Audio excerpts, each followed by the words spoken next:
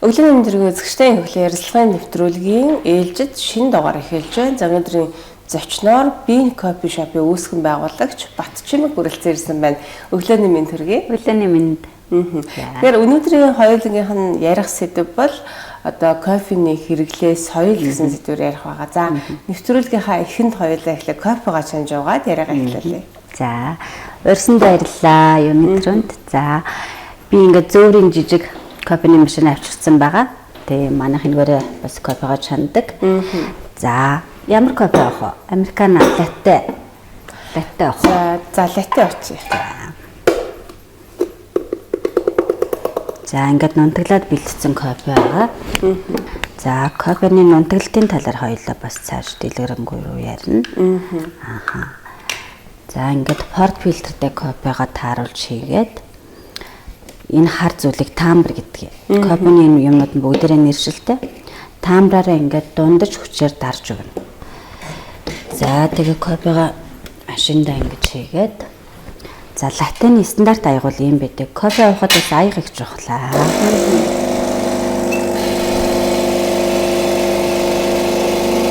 Одоо нэг аяг кофе гаргах ойролцоо одоо хугацаа ямар хугацаанд гаргадаг вэ?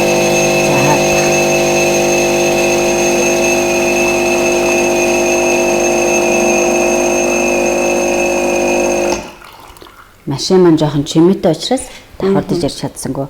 Хамгийн төгс нэрэлт бол 30 секундын дотор явагддаг. Тэгээд ихэнх машинууд нөгөө секундэд тааруулсан байдаг.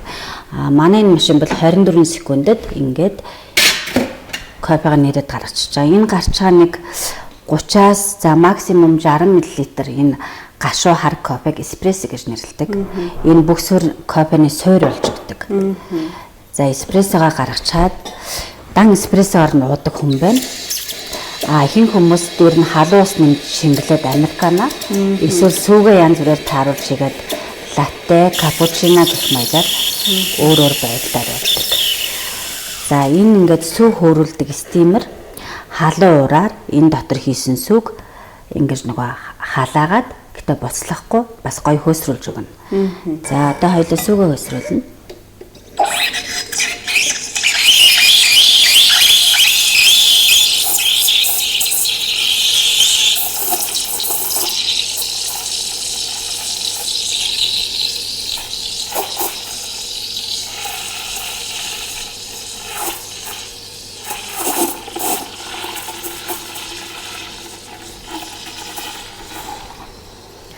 Сөөсрүүлж байгаа хугацаанаас хасаж болно тийм ээ. Яах вэ? Хэдэн одоо ямар хугацаанд хэдэн минутанд гэдэг хэдэн секундэд хөөсөрдөг байсан? Нөгөө машиныхаа хүчин чадлаас хамаарна. Энэ маань ингээд зөөврийн нөгөө нэг гартай машин учраас жоохон удна. 2 гартай, 3 гартай мэрэгжлийн машин бол маш хурдан гаргах хэрэгтэй. Тий. Сүүний халуун ерөнхийдөө 70 градус. Нөгөө манайхаа айгүй халуун юм ухтартай монголчууд тэгээ латте авчихгоотаа бүлэхэн байна гэддэг аахгүй. Гэтэл стандартын цаанаас 70 градус гэдэг. Американо бол 90-100 градус. Нөгөө буцлам халуун ус хийж байгаа учраас тий.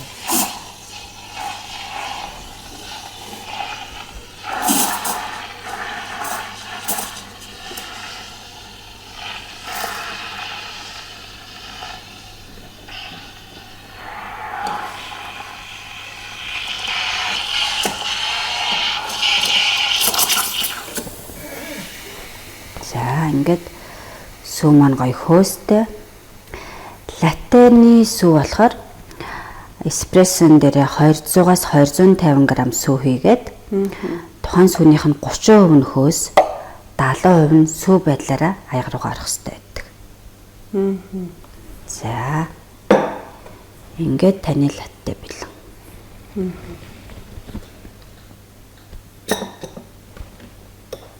За таны хувьд бол ямар кофе уух туртай вэ? Би ихэнх хүмүүсийн адил латтегаар эхлээд, сүүтэй кофегаар эхлээд тэгээ сүүлийн үед ер нь американо их уудаг болсон. Тий. Бас нөгөө жоохон кофений юу маань нэмэгдээд байна гэсэн үг юм уу? Тий. За. Сахар хийж болно. Баярлалаа. Айгуу гоё амтай. Та өөртөө бас кофе чинь. За би өглөө ууц. Өдөрт нэг кофе авахыг хичээж байгаа. Тэгэхгүй бол бас. Тэгэхээр кофений хэрэглээ соёл гэдэг жага эхлээ хоёлаа хэрэглээний талаар юм. За яаж хэрэглэх нь зөв юм гэдэг талаар тийм ээ. Энэ кофе гэдэг бүтээгдэхүүн чинь манай улсад бол хөгжөөд ер нь бол айгүй залуу тий шинэ соёл. Тэгээ сүүлийн нэг 10 жил л кофе шоп гэдэг юм ер нь үүсч хөгжиж байгаа шүү дээ. Тийм. Тэгэхээр бид нар бас нөгөө уламжлалт хэрэглээ маань биш учраас бид нар бүгдээрээ энд хэрэглэгчийн хувьд бизнес хийж байгаа хүмүүсийн хувьд бүгдээрээ шинэ кофе бодлоод байгаа байхгүй миний бодлоор. Тийм. Тэгэхээр одоо за би сүүлийн 3 жил кофе шоп ажиллаж байна. Бас л ингээд суралцаад шинээр суралцаад явж байгаа. Миний хувьд бол кофений хэрэглээ айгүй зохистой л байх хэрэгтэй гэж боддог. Тий. Мэдээж бүхэл юмыг хэтрүүлж хэрэглүүл хор болно тий. Тэгээд бас огт кофег үгүйсгэн гэдэг бол бас амар утгагүй зүйл тий. Дэлхийн олон тэрбум хүмүүс олон зуун жил хэрэглээд ирсэн энэ гоё соёлыг бид нар бас гоё нутагшуулаад бас соёлтой хэрэглэх хэрэгтэй гэж боддог. Тэгээд өдөрт нэгээс 2 аяг кофе авахад бол таны хэрэглээ зөв байна л гэж хэлэх байх. Тэгээ анагаах ухаан ч гэсэн бас тэгээд л ах шиг тийм тий. Өдөрт нэгээс 2 кофе аяг. Тэгээд хүмүүс нөгөө нэг кофенаас болоод таргалж जैन ч гэдэг юм уу тий. Тэр маань нөгөө нэг кофенаас гадна нэмэлт айгүй их юм хийгээд кофен дээр их сахар хийж जैन, сиропууд хийж जैन тий, ванила, карамел, хазелнат гэх сиропууд хийж जैन, амт оруулж जैन, маш их сүү хийж जैन ч гэдэг юм уу тий. Энэ бүхэн маань ингээд нэмэгцээр хагаад нөгөө кофеныхаа үндсэн юг тий дараад ингээд нөгөө таргалалт ч юм уу бас сөрөөнөлөө үзүүлдэг юм болоо гэж бодоод байгаа. Кофенд одоо бас донтох гэж ярьдаг шүү дээ тийм ээ. Одоо өдөрт одоо 1 аяга зохистой хэрэглээ байхад тэрнээс илүү уудаг. За кофегөө бол одоо ингээд бас сэтгэл зүйн хувьд ингээд сэтгэл зүй ингээд докторгүй болдог ч гэдэг юм уу тиймэрхүү асуудал байдаг. Тэгвэл яагаад хүмүүс одоо кофенд донтож чинь гэдэг нэг асуудал байгаад байгаа. Мэдээж нэг донтуулагч нэг одоо найрлага байгаад байгаа шүү дээ. Тийм тэр нөгөө кофеин гэдэг бодсон л юм шиг байгаа юм тий. Тэгэнгүүтээ бид нар сахард ч гэсэн бас донтсон л байдаг шүү дээ тий. Тэгэхээр өөрийнхөө хэрэглээг зохистой төвшөнд авч явах хэрэгтэй гэж бодож байна. Тэгтээ кофеин донтох гэдэг нөгөө талаас ингээл зарим өглөө аймаар нойрмог ядарсан сэрдгэн штэ. Тэгэнгүүтээ би гоё кофега чанж ой гэж боддог аахгүй юу. Тэр нь бас нэг хөнгөн хэлбэрийн бас багын дандал байхад бас тийм болохгүй ч гэх юм бүү. Тэгэж өөрийгөө гоё сэргээж нөгөө кофенаас урам авч бас сэрж болно. Тий. Тэгэхээр бас л зохистой хэрэглэгээл барих хэрэгтэй. Хит их битээ уугаарэ. Өглөө болгон кофега ууна гэсэн бодолтойгоор сэрж байгаа л гэж хэлсэн. Өдөрт 1 аяг кофе заад хар кофе ч гэдэг юм уу те. Ер нь бол хүний эрүүл мэндэд бас нэлээдгүй ашиг тустай гэж байдаг шүү дээ. Яг ямар одоо ашиг гэдэг юм бол би бас анагаахын хүн болохоор яг нөгөө нэг эрүүл мэндийн талаас нь бол ярьж чадахгүй. Гэхдээ ингээд нөгөө нэг уншаад байхад бол илгэний үйл ажиллагааг хэвэн байлгахад тусалдаг.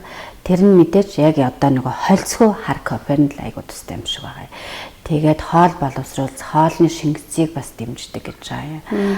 Тухайлбал үдээ хоолны дараа 1 аяг американо юм эспрессо уудсан байхад ирч хүч нэмэгдэнэ. Хоолны шингэц сайжирна тийм. Тэгээд түрүүний хэлсэн шиг хит сахарлаг биш хит ингээд нэмэлтгүй кофе л уухыг хичээж арай гэж хэлмээр. Үдээ хоолны дараа гэснээс ер нь яг аль цагт ямар цагт кофе уух нь зөв юм бэ? Ер нь бол хамгийн сүүлийн кофега 17 цагт л уусна дээр. Бүр та амар кофе ч юм бол те. Тэгээд өглөө мэдээж босоод ууж олно, үдээ сойж олно. Тэгээд тун хүсээд байвал орой 5-аас өмнө уучаад тэгээ болно. Гэтэ нөгөө нэг кофенийг хүлээж авах хүн болгоны биеийн бас юу өөр юм шиг гоё. Жишээлбэл манай нөхөр гэхэд орой 11 цагт амар хатай американо уучаад зүг зүгээр унтаад тийм. Тэгэнгүүт бас хүний бие организм өөр юм шиг байна. Гэтэ 11 цагт уухыг бол би бас нэг зөвлөхгүй л гэж бодож байна. Тэгэхээр одоо кофе маш олон төрөл байна шүү дээ тийм ээ. Одоо найрка гэж бидний хэлж одоо сурснаар одоо дэлгүүр бэлэн аваад шууд найруулад уухад амар одоо тийм кофенууд зөндөө байна. Маш олон төрөл байна тэд нэр. За чандаг кофенуудын хувьд одоо үрээсээ хамаарат бас маш олон төрлүүд байдаг шүү дээ. Ер нь энэ төрлүүдийг бас баг тайлбарлаа. За тэгэхээр кофе ч н одоо нэг юм жимсэн л да тий ургамал байна. Кофений үр биеийн гэдэг маань одоо манай кофе шопын нэр бол нөгөө кофений шаш гэсэн нэр аахгүй юу. Тэгээд Этиоп гэдэг улсад анх үүссэн юм байна. Үлгэр домог одоо нөгөө түүхийн сөхөнгөд Этиопод нэг малчин залуу ямаагаа хариулаа явж исэн чинь нэг юм улаан жимснүүд байсан гинэ. Тэгээд тэрийг ямаа нь идэнгүүтээ юр бусын юм цоглог болоод исэн гэсэн. Тэгээд тэрийг сонирхож яснаар одоо Этиоп бол кофений их орон юм байна гэж үзэж байгаа. Тэгээд кофег нөгөө нэг тарьсан улсаас нь хамаарат Этиоп бүр, Бразил бүр, Колумб бүр, Индонез бүр гэх мэтчлэн ангилж байгаа. Кофений мод бол хоёр л төрөл байгаа. Арабика, робуста гэдэг. Арабика болохоор жоохон өндөрлөг газар ургадаг. Тэгэнгүүтээ илүү амт одоо юу сайтай. Робуста нь жоохон намдор газар ургадаг. Амтны хувьд арай сул байдаг юм шиг байна. За тэгээд кофег тэр нөгөө нэг жимс ургамлаа хурааж аваад тэгээд ийм боловсруулсан шошоо хуурдаг юм байна. Хуурж иж одоо бидний ийм уурж ашиг ийм хар бараа өнгөтэй болдго юм байна л да кофеин чинь. Кофений үр чинь. Тэгээд хууралтаасаа шалтгаалаад dark, medium, French roast гэх мэтчлэн дотроо бас төрлүүд нь өөр өөр болж байгаа. Тэ. Монголчуудын хувьд л ер нь medium-ыг л хэрэгэлдэг, дундаж хууралттай. Тэгээд надад бас дундаж хууралт нь илүү яг нэг амт болон өнгөний хувьд гоё гарч ирээд ах шиг санагддаг. За монголчууд бол медиум хууралттай хөвчлээ хэрэгэлдэг гэж шүү дээ, тийм ээ. Тэгэхээр dark хууралттай аль улс орныхон түлхүү хэрэгэлдэг юм бол. За dark гэдэг маань жоохон шатамхай болгоод нэг үрээ баг зэргийн түлэнхий болгож хуурсныг хэлээд байгаа юм. Амтны хувьд жоохон гашуун. Тэгсэн мөртлөө кофений агуулмж нь төлсөн учраас багассан байдаг. Одоо бид үзүүлэх нь л тий. Тэрийг одоо ямар улс орнд түлхүү хэрэгэлдгийг би бас сайн мэдэхгүй байна. Гэхдээ нөгөө тухайн хэрэглэгчийн амтлаганаас dark-нд дуртай бол dark-ыг хэрэгэлдэг ч юм уу тийм л байдаг ах гэж бодсон. За тэгээ Бразил үр, Индонез үр гэдээ ярьлаа шүү дээ, тийм ээ. Этиоп гэдээ ярьлаа. Тэгэхээр одоо ихэвчлэн Монголын кофе шопууд одоо аль улсын одоо үрийг гэдэг юм одоо энэ 3-4 улс байгаа шүү дээ, тийм ээ. За кофений мод нь 2 гэдээ ярьлаа. Тэгэхээр аль үрийг нь түлхүү хэрэгэлдэг юм бол. За бусад кофе шопууд манайх ч одоо нөгөө франчайз кофе шопууд айгүй хараад ирсэн тий. Кафе Бинэ, Том & Томс гэх мэтийн солонгосын франчайзууд бол миний ойлгосноор одоо чухам хаашаага өрөө загтах юм бол солонгосоос оруулж ирдэг юм шиг байна. Тий. Бас хятадын өмнөд нутгаар айгүй кофе тарьдаг болсон юм шиг байна лээ. Манайх бол Италиас оруулж ирсэн кофе хэрэгэлдэг. Тий. Тэгэхээр би кофе шоп үүсгэн байгуулагдаад одоо хэр удаж байгаа вэ? Би ч одоо дахин хэлэхэд нөгөө франчайзууд амар ихссэн ийм орон нутгийн ганц нэгэн кофе шоп хөл дээрээ боосно гэдэг бол бас айгүй урт удаан хугацааны уналт босолт байдаг юм байна л да тий. Тэгэхээр би бас уналт босолтыг унаад босоод энэ 3 дахь кофе шоп нэцээ явж байгаа. Эхний 2 бол бас ингээд нөгөө дампуурсан гэдэг юм уу? Тэгээд хаагдчихсан. Гэтэ нөгөө энэ бизнестэй өөр айгуу сонирхолтой дуртай болохоор ингээд эрсдэлтэй ч гэсэн ингээд тий басаад явж байгаа. Bean Coffee Shop яг Bean нэрээр бол энэ оны 6 сард нэгдсэн. Тий. Тэгэхээр өмнөх 2 нь одоо дампуурсан гэдэг юм уу гэж ярьлаа шүү дээ, тийм ээ. Тэгэхээр ер нь кофе шоп кофе шоптэй болъё гэсэн санаа ер нь яагаад төрсэн бэ? Тэр үл тохиолдлын чанартай байсан.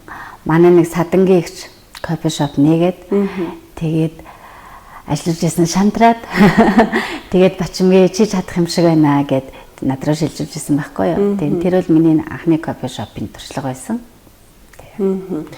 Тэгэхээр кофений бас хэрэглэнээс гадна соёлтой хэрэглээ гэж ярьж байгаа шүү дээ, тийм ээ. Кофег яг соёлтой хэрэглэнэ гэдэг нь яг юу юм бэ? Тийм, соёлтой хэрэглэнэ гэдгийг би бас нөгөө нэвтрүүлгийнхаа нэрийн хүрээнд бодсон л доо. Тэгэхээр соёлтой хэрэглэнэ гэдэг заавал гоё кофе шоп суугаад, гоё үнэтэй кофе аваад суухтаа биш те. Тоо хүний мэдрэмжийн асуудал юм уу гэж бодсон. Өглөө босоод өөрөө ингээд өөрийнхөө яг гэрээ хэрэгсэл дээр гоё чанаад уугаад тэрнээсээ таашаа авчвал тэр хүний соёл те. Бас кофе шопт заавал орж тэрнээсээ таашаал авдаг байвал бас тэр хүний соёл. Тэгэхээр энэ бол хүн хүний мэдрэмжийн л асуудал.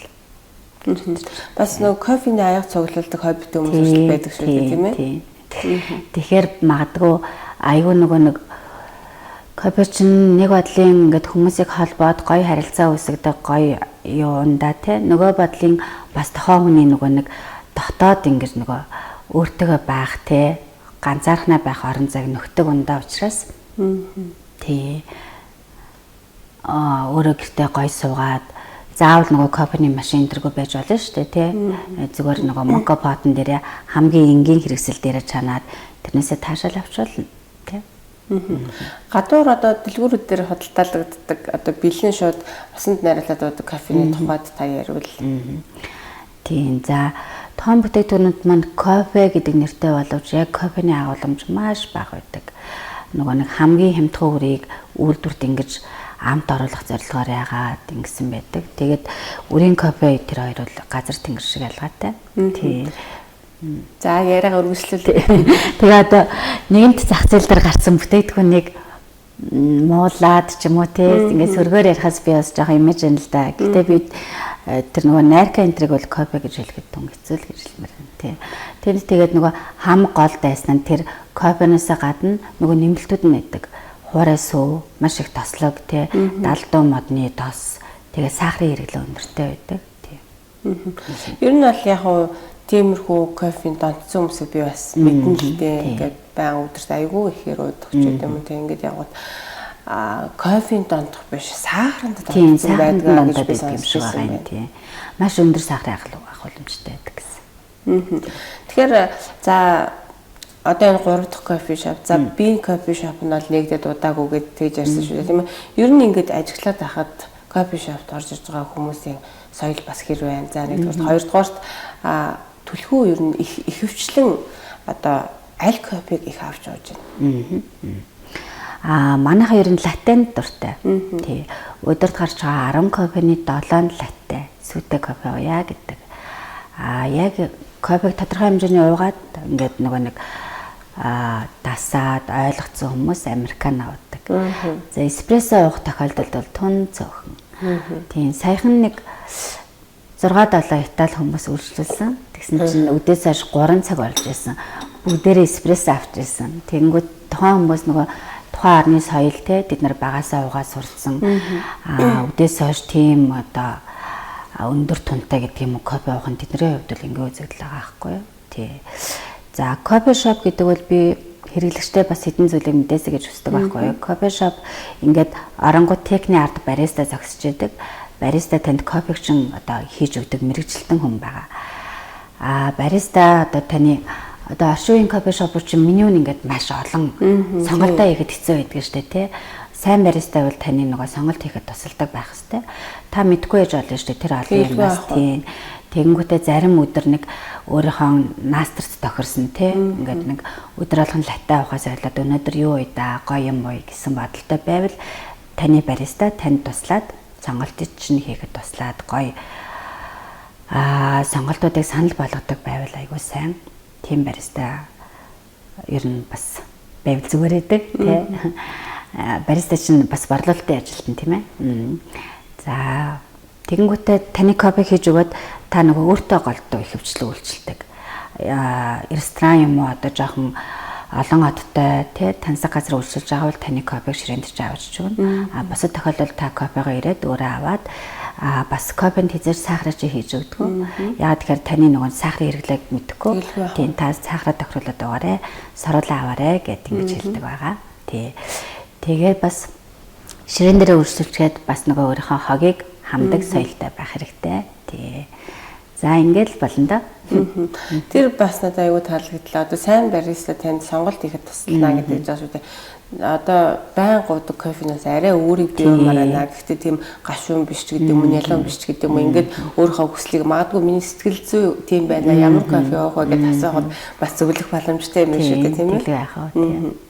За тэгэхээр хоёлаас кофений хэрэглээ соёлын талаар ярьлаа. За гоё кофегоор дайлсанд бас баярлалаа. За тэгэхээр одоо таны кофе шоп болохоор яг хэдэн цагаас хэдэн цагийн хооронд ажиллаж байна? Одоо хэдэн салбар хаана ямар салбарууд байна?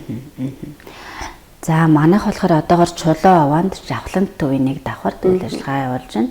бөөний төвтэй ингээд дэлгүүрийнхаа үүдэнд хөөрхөн 30 м2-ыг хөөрхөн тогтжуулсан байгаа. Тэгэнгүүтээ тухайн бүс нутгийнхаа онцлог тохируулаад өглөө 8:30-д нээгээд орой 6:30-д хааж байгаа. Яг тэгэхээр ойр орчмын офсууд манд 6:30-д хааждаг. Тэгээ офсууд хаачаар бид нар нөгөө өршөлтөж болждаг учраас тий. Гэтэ ер нь бол кофе бас өглөөний ундаа тий. Заавал нэг орой үрдэл ажиллаж авах төдийлөн шаардлага гарддаг тий. Тэгэхээр өглөө ер нь хүн ихтэй байдаг гэж ойлгож болох нь шүү дээ. Тий, өглөө манайхан яг 8:30-аас 9:30 хүртэл бол кофегаа ууждаг. Тэгэнгүүтээ 11 цагийн алдад бас жоохон нэг юм идэж омоор болдог. Тэр үед бас уудаг. Тэгээд үдээс хойш кофе уун. Тэгээд л ерөнхийдөө кофе нэрлээ болдог.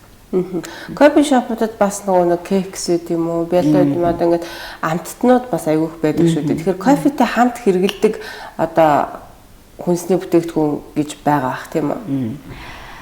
Тэг яг хамт хэрэгжилж болохгүй ч гэдэг юм бас нөгөө талдаа тийм ээ. Яг кофетэй бол хөнгөн сэндвич маягийн юмнууд тий. Тэгээд кек, гурилан бүтээгдэхүүнүүд байж болно. Эсвэл хоолоо идсний дараа кофегаа уудаг хүмүүсээс ч үйж болно тий. Тэгэхээр заавал кофетэй үл цогцох бүтээгдэхүүн гэж би нэг хайхтар сонсоогүй. Би хүмүүс нөгөө кофегаа уусны дараа жоохон ус уугаарай гэж айгу зөвлөх дуртай. Кофе маань өөрөө бас тодорхой хэмжээний юм шүлтлэг, хүчлэлэг бүтээгдэхүүн учраас тэрийг нөгөө усны шүлтлэгээр жоохон дарж өгч явах хэрэгтэй. Нэгдүгээр. Хоёрдугаар бас мэдээж ингээд банк кофе уугаад ахаар шүд шаардлага ч гэдэг юм уу тиймэрхүү сөрөг юм гарна шүү дээ тий. Тэгэнгүүт кофе уусныхаа дараа ялангуяа американо уусны дараа жоохон ус уучж байвал бас биеинд тустай гэж хэлдэг. Бас амаа зайлах ч юм уу тийм юм бол шүлт шаардлагаас бас сэргийлэх нь шүү тийм ээ. Тэгэхээр одоо магадгүй нэг кофенд дуртай за кофе шопын бас үүсгэн байгуулагч болохоор шүд шаарлах гэдэг дээр бас нэг юм асуужвал одоо болох юм болоо гэдэг шиг юу одоо мэдээж одоо кофенд ингээд магадгүй шүдэн ингээд шаарлцсан ингээд явж байгаа хүмүүс байгаа байх. Тэгэнгүүт тэрийг одоо бас яаж тэр шарыг арилгах вэ гэдэг нэг асуудал бас байх байх. Латтег бол хүмүүс нөгөө хөвшин саруулаар уудаг. Тэгээд тийм латтег ерэн саруулаар ууж явах нь зөв. Харин американо болохоор нөгөө хав халуун байдаг учраас саруулаар ууж болохгүй. Амаа төлн ч юм уу те. Тэгэхээр американо уусны дараа ерэн заавал усаар зайлах, шүдэ угаах юм хийж байхгүй бол одоо шаарлна. Саруулаар ууна гэдэг чинь бас нэг одоо шүдэ шаарлуулахгүй ч гэдэг юм бас нэг зориулттай байх нь шүү дээ тийм ээ. Тэгэхээр насны хувьд одоо кофе шопоор үйлчлүүлж байгаа үйлчлүүлэгчдийн насны хувьд ажиглахад ер нь хэдээс хэдэн насны хүмүүс ер нь үйлчлүүлж байна. Ер нь бол мэдээ залуучууд 45-аас доош насныхан байх шиг байгаад идэг. Тий. Тэгээд латте ууж байгаа хүмүүс л дандаа эмэгтэй хүмүүс латте уудаг. Тэгээд залуу эмэгтэйчүүд латте уудаг. 35-аас 45 насны эрчүүд американо нэлээ уудаг. Тий. Тэгээд зуны цагт бол бас мөстэй кофег залуучууд их уудаг. Манай одоо 40-с дээш насныхан бол мөстэй кофе бараг уудгаа гэдэг ч юм уу тиймэрхүү онцлогуд байгаа. Ер нь одоо мөстэй кофений ер нь ямар ач холбогдолтой вэ? Одоо зүгээр кофегийн халуунаар нь уух, бүлээнээр нь уух ч гэдэг юм уу. За мөстэй гэдэг чинь мэдээж одоо хүүтэн болгоод ууна гэж байгаа шүү дээ. Тэгэхээр бас ямар нэгэн давуу ч юм уу, сөрөг ч юм уу ямар нэг зүйл байгаа юу? Сэрүүцүүлэх л ач холбогдолтой байх гэж бодож байна тий. Тухайлбал солонгосчууд дандаа ингээд хүүтэн байсан ч мөстэй кофе уугаад идэв юм лээ тий. Тэр нь одоо тухайн бүс нутгийнх нь онцлог тэднэр эсвэл тэрэндээ айгуу тассан байдаг юм болоо. Бид нар ч болохоор нөгөө хүүтэн газрынх учраас мөстэй кофе бол төдийлөн уухгүй. Ер нь л хавар байх тийм ээ. Тий. Бас нөгөө нэмж хэлэхэд түрэн биелсэнтэй латте бол ингээд жоохон цэлгээхэн гардаг шүү. Ирхэм үзэгчтэй. Тэгэхээр нэг латте чи халуун биш ээ гэж битээ гомдолж байгаарэ. 70 градусын юунд яг стандартаар машинаас гардаг байгаа. Ер нь бас тэгтээ хит халуун юм уух чинь бас муу гэж ярьдаг шүү дээ тийм ээ.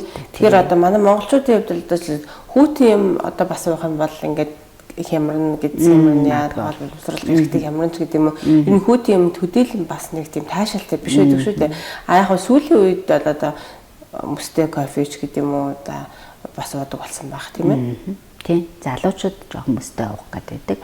Гэтэ тэр бол одоо 100-ны яг оргил үед ажиглагдаад одоо бол мөстэй кофе гарах нь том багасч чадал баг шиг байна. Мэдээж одоо кофего уумаар идэг гадаа халуун байгаад идэг, халууцаад идэг. Яаж явах гэхээр мэдээж мөстэй л уншгүй тийм ээ. Тийм. За кофений нэршлийн талаар бүр ингээд тодруулаад үзэгчдэд мэдээлэл өгвөл. За яг манайх болохоор манай кофе шоп 8 нэрийн кофе гаргадаг. Тийм олон бас ийм төөрөлцөн нэр юунда үйлчлэгч нартай өгөх хичээдэг. Хамгийн түгээмэл кофе гаргадаг. За кофений суурь бол эспрессо гэж би түрүү хэлсэн тийм эспрессо гарна. Кофен дээр халуус нэмчингүүд американо болж байгаа. Американо гарч байна. Латте гарна. Карамел латте, ваниль латте, хазелнат латте гэд 3 төрлийн хамгийн түгээмэл бөгөөд хүмүүс таалагддаг амттай сиропуудтай бас кофе гарна. Тий. За мока гэж гарна. Мока гэдэг нь болохоор шоколадтай кофе гэлж байгаа. Аяныхаа яраалд ингэж өтгөн шоколадны соус хийгээд дээр нь кофега хийгээд тэгээд сүү болон хөөс хийж байгаа. За дээр нь янз бүрээр чимүүлж олно, чимүүлэхгүй яж олно. Тухайн кофе шопын стандартын асуудал. За white mocha гэвэл цагаан шоколадтай кофе гэлж байгаа. Карамел macchiato гэвэл карамельны соустай дээгүүрээ юм карамел зурсан кофе гэлж байгаа юм тий. Та эдгээрийг мэддэг байхад бол дэлхийн аль ч оронд очиод за би mocha авъя, macchiato авъя гэхэд бол таныг ойлгочихно, гарчихна. Эднэр бол хамгийн нийтлэг гардаг кофенууд. За тэгээд тухайн одоо нэг кофе шоп болгоны онцлог болон нэрийн хуудас болсон кофенууд бас байдаг. Тий. Жишээ нь blue latte гэж гардаг ч юм уу тий. Зинхронгийн соустай илүү одоо зурган дээр ч юм уу гоё гардаг тий. Тиймэрхүү маркетингийн юунууд онцлогоо тусгасан кофенууд гэж болно. Миний ажилласнаар тэгээд Европт бол кофег яг жинхэнэ кофе утгаар нь хэрэглэдэг юм шиг байна. Тэгээд нөгөө Азийн орнууд, зүүн өмнөд Азиуд болохоор кофег илүү десертлэг байдлаар хэрэглэдэг тий. Бид нар нөгөө өөрийн гэсэн цайны айгуу том соёлтой. Тэнгүүд кофе одоо тухайн хүмүүс нутгийн хүмүүст нэг сайн сууж өгдөг юм шиг байна. Тэнгүүд одоо маш том сайзтай, илүү юм амттан маягаар болгоцсон тий. Аймаар их юм мөстэй өгдөг ч юм уу тий. Тэгээ парафено, преп энтер гэдэг юм төрлүүд үүссэн байх шиг байдаг. Энэ одоо аяг жишээлхэд латегийн аяг гэж ярьсан шүү дээ. Тэгэхээр одоо мэдээж кофений төрлөөсөө хамаарат аяганууд нас янз янз байх шиг байна. Тий. Аяглалт нь өөр болно. Одоо жишээ нь мөстэй кофег бол дандаа имшилэн савнд хийж өгнө тий. Гаднаасаа илүү гоё мөс нь харагдах үзмж нь байх. Тэгээ юм гоё өндөр байх ёстой ч гэдэг юм уу тий. Латений аяг болохоор ийм одоо зантар гэх юм уу. Ингээд нөгөө арт хийдэг учраас нэлээд юм том амсартай байх ёстой. Американогийн аягнууд бол ерөнхийдөө ийм энгийн ингэж барихад дэвтэх аягнууд байдаг ч юм уу. Нөгөө хаалдаг учраас американоыг хаалдаг гэдэг учраас ийм барихад дэвтэх аяг байдаг ч гэдэг юм уу. Тиймэрхүү байж болно.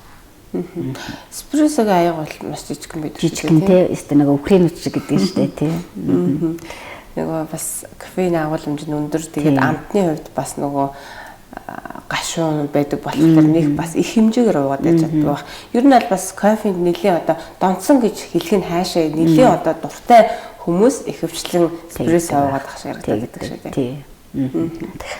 Одоо нөгөө Америкнуудыг үзэж хахад Америкчууд чинь дандаа юм нэг шилэн савнд чанцсан Американагаа л ингээд сүү шиг уугаад байдаг шүү дээ тий.